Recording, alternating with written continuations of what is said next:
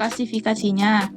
Hormon adalah senyawa kimia yang diproduksi oleh kelenjar endokrin dan berfungsi sebagai pembawa pesan biologis untuk mengatur berbagai proses fisiologis seperti pertumbuhan, metabolisme, diferensiasi sel, dan reproduksi.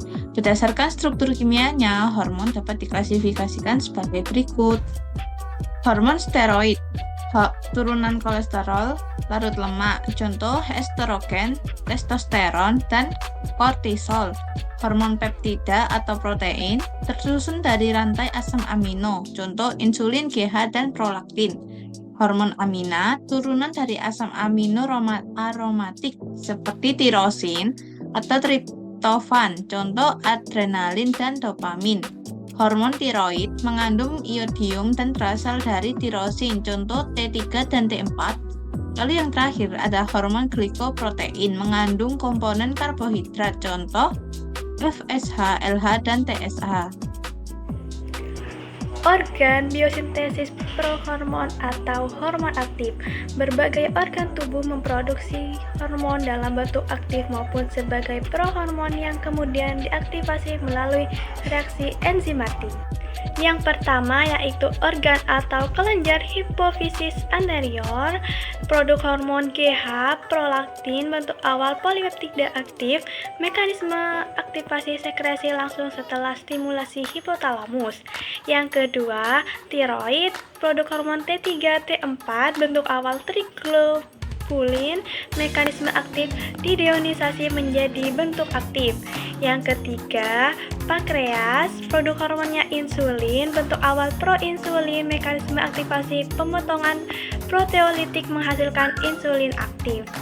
Selanjutnya yaitu organ atau kelenjar adrenal, produk hormon kortisol, aldosteron, bentuk awal kolesterol, mekanisme aktivasi enzimatik di mitokondria. Yang kelima, organ atau kelenjar gonad, produk hormon estrogen, testosteron, bentuk awal pregnenolon, mekanisme aktivasi transformasi oksidatif. Yang keenam atau terakhir, organ atau kelenjar jaringan adipora, produk hormon leptin, adiponektin, bentuk awal peptida aktif, mekanisme aktivasi sekresi langsung ke sirkulasi. Oke, selanjutnya juga ada alur metabolisme utama hormon. Nah, ini diawali oleh sintesis, yaitu berasal dari prekursor spesifik seperti kolesterol atau asam amino. Selanjutnya ada aktivasi, yaitu prohormon diubah menjadi bentuk aktif seperti proinsulin menjadi insulin, T4 menjadi T3. Dan juga ada degradasi, yaitu di mana dilakukan oleh hati, ginjal, dan jaringan target untuk mengakhiri proses efek biologis. Nah, selanjutnya juga ada clearance, yaitu hormon dikeluarkan melalui urin, empedu, atau fases. Yang terakhir ada konjugasi hati, proses glukuronidasi atau sulfatasi membuat hormon lebih larut air sebelum ekskresi. Kedua, regulasi biokimia hormon.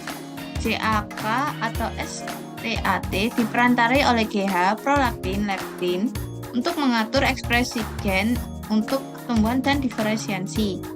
AMP atau PKA, aktivitasi GPCR meningkatkan CAMP yang mengaktifkan PKA, contoh adrenalin dan leptin.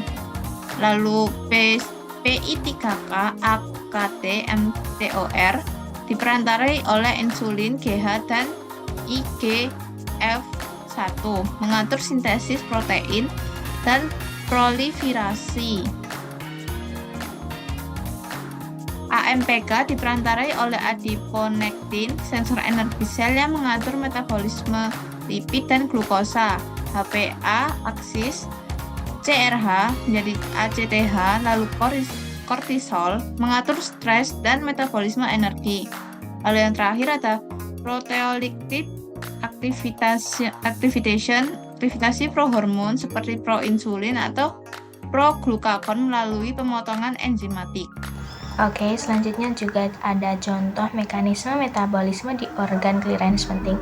Nah, di sini ada 3 organ. Yang pertama adalah hepar atau hati yang berfungsi konjugasi hormon dan detoksifikasi. Contohnya adalah metabolisme estrogen dan kortisol. Nah, yang kedua ada organ ginjal.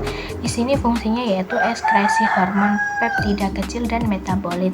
Contohnya adalah insulin dan adrenalin.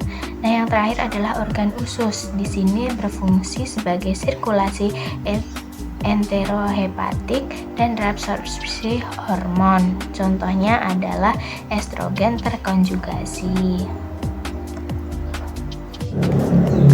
Selanjutnya yaitu contoh isu kesehatan nyata atau viral terkait gangguan metabolisme hormon.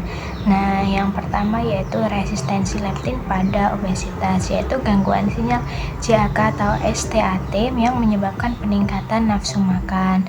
Nah, yang kedua ada diabetes tipe 2, di mana jalur PI3K atau AKT terganggu yang menurunkan respon insulin. Nah, yang ketiga yaitu hipotiroidisme, yaitu penurunan aktivasi T4 ke T3 yang menurunkan metabolisme basal. Nah, yang keempat ada sindrom Cushing, yang yaitu kelebihan kortisol menyebabkan obesitas sentral dan gangguan siklus sel.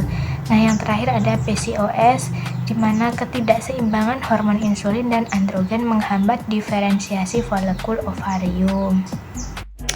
Solusi atau edukasi ilmiah untuk meningkatkan literasi hormon di masyarakat. Yang pertama, edukasi publik bahwa hormon berperan dalam pengaturan energi, pertumbuhan, dan stres, bukan hanya reproduksi. Yang kedua, pola hidup seimbang, tidur cukup, olahraga, pola makan sehat, menjaga sensitivitas hormonal. Yang ketiga, pemeriksaan kesehatan hormonal secara berkala penting untuk deteksi dini gangguan endokrin. Yang keempat, gunakan media sosial untuk kampanye ilmiah bertema Smart Hormone Habits agar masyarakat paham peran hormon.